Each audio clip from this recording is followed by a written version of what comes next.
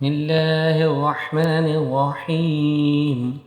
السلام علیکم ورحمۃ اللہ وبرکاتہ۔ آئیے آج ایک ایسی گائے کے بارے میں سنتے ہیں۔ ویسے جب ہم قربانی کے لیے منڈی گائے خریدنے کے لیے جاتے ہیں، مگر اس گائے کا ذکر آج ہم آپ سے کر رہے ہیں۔ اس کا ذکر رب کریم نے اپنے کلام پاک قرآن مجید فرقان حمید میں خود کیا۔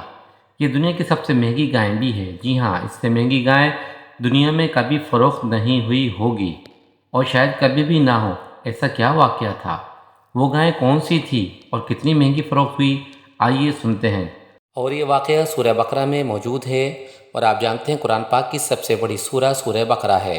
اور سورہ بقرہ کے جو معنی اور میننگ ہے وہ گائے کے ہیں، یعنی گائے والی صورت، اور وہ اسی گائے کی وجہ سے کہا جاتا ہے۔ اور واقعہ یہ ہے، بنی اسرائیل میں ایک نیک و صالح بزرگ تھے، اور ان کا ایک بچہ تھا جو نابالغ تھا، اور ان کے پاس ایک گائے بچیا تھی۔ ان بزرگ نے اپنی وفات کے وقت اس گائے کو لے جا کر جنگل میں ایک جھاڑی کے پاس یہ کہہ کر گائے چھوڑ دی، یا اللہ میں اس بچے کو تیری امانت میں دیتا ہوں۔ اور ان بزرگ کی وفات ہو گئی۔ ادھر جنگل میں وہ بچہ بھی بڑی ہو گئی، ادھر ایک بچہ بھی اب بالغ و جوان ہو گیا، اور ماں کی خوب خدمت کرنے لگا، اور فرمانبرداری بھی ایسی کرتا کہ رات کو بھی 3 حصوں میں تقسیم کر دیا، یعنی 3 حصوں میں ڈیوائڈ کر دیا۔ ایک حصے میں سوتا، دوسرے میں ماں کی خدمت کرتا، اور تیسرے حصے میں رب تعالیٰ کی عبادت میں رہتا، اور جنگل سے لکڑیاں کاٹ کر لاتا، اور اس کی کمائی کو بھی اس نے 3 حصوں میں تقسیم کر دیا تھا۔ ایک حصہ اپنی ذات میں لگاتا، دوسرا حصہ والدہ کے لیے رکھتا، اور تیسرا رہے خدا میں صدقہ و خیرات کرتا۔ ایک دن لڑکے کی والدہ نے کہا، بیٹا تمہارے باپ نے میراث میں ایک بچہ چھوڑی تھی، اس کو فلاں جھاڑی کے پاس جنگل میں اللہ کے سپرد چھوڑ دیا تھا، اب تم اس جھاڑی کے پاس جنگل میں جاؤ اور رب تعالیٰ سے دعا مانگو، اے ابراہیم و اسماعیل و اسحاق علیہ السلام کے رب، تو مجھے میرے باپ کی سونپی ہوئی امانت مجھے واپس دے دے۔ اور اس بچے کی نشانی یہ ہے کہ وہ زرد پیلے رنگ کی ہے، اور اس کی کھال ایسی چمکے گی جیسے سورج کی کرنیں اس میں سے نکل رہی ہوں۔ یہ سن کے لڑکا جنگل میں اس جھاڑی کے پاس گیا اور دعا مانگی۔ وہ گائے فوراً دوڑتی ہوئی آئی، اس نوجوان کے پاس آ کے کھڑی ہو گئی، اور وہ اس کو پکڑ کے گھر لے آیا۔ اس کی ماں نے کہا، بیٹا اس کو بازار لے جا کے 3 دینار میں فروخت کر لو، مگر یہ سن رکھو کہ کسی بھی گاہک کو فروخت نہ کرنا جب تک مجھ سے مشورہ نہ کر لو۔ اس وقت مارکیٹ ویلیو بازار میں گائے کے 3 دینار ہی تھے۔ بازار میں گاہک کے روپ میں فرشتہ آیا اور لڑکے سے کہا، میں گائے کی قیمت 3 دینار سے زیادہ دوں گا، مگر مشورہ نہ کرو کسی سے بھی۔ وہ فرما بردار تھا۔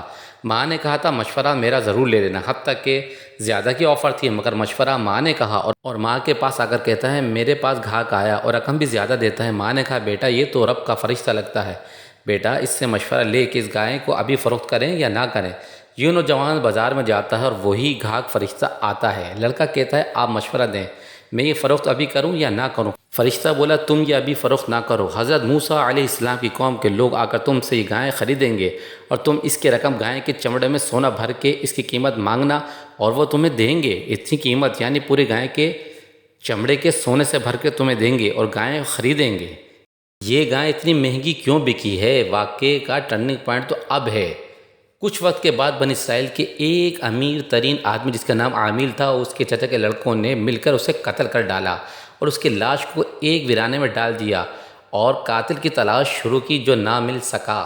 پھر یہ لوگ حضرت موسیٰ علیہ السلام کے پاس آئے، اور آپ نے کہا، گائے ذبح کرو، اور اس کے بعد اس کی زبان یا دم کا حصہ لاش کو مارو، اور لاش رب تعالیٰ کے حکم سے زندہ ہو کر اپنے قاتل کا پتہ بتا دے گی۔ مگر انہوں نے حضرت موسیٰ علیہ السلام سے سوالات شروع کر دیے، اس کی عمر، اس کا رنگ کیسا ہوگا، اور جب وہ اچھی طرح سمجھ گئے کہ گائے کے بارے میں، تو اس کی تلاش شروع کی، اور ڈھونڈتے ہوئے اس لڑکے کے پاس پہنچ گئے۔